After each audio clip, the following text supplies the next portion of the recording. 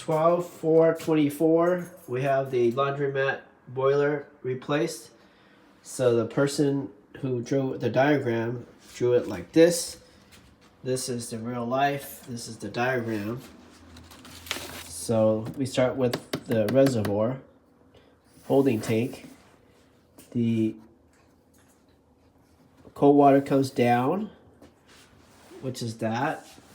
Then there's a Y spot right here. This Y spot is right in that corner there. Right there, one that goes through the wall goes to the boiler, and then it comes out, which is this one right here. Then it goes into the boiler, and then they saw the boiler coming out, and then it comes over here, and the recirculating pump pumps the water back out to the boiler, and then the boiler heats it up, comes in here, and then somehow goes straight across to get the water over there. So the question is, this cold water coming down, is there like a check valve here, or how does hot water not make it to this area here? Must be some type of technology part that's supposed to happen there. Anyways, and then they put this back, and this connects to the circulating pump. So hopefully we'll figure out how to get the boiler out there working.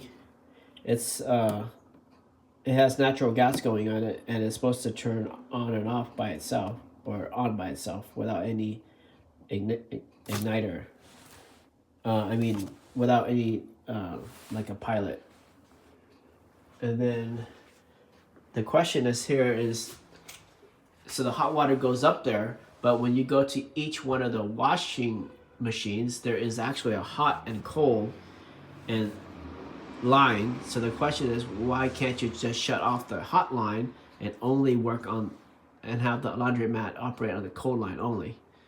So that's the question. All right, let's see if we can get this boiler to activate now.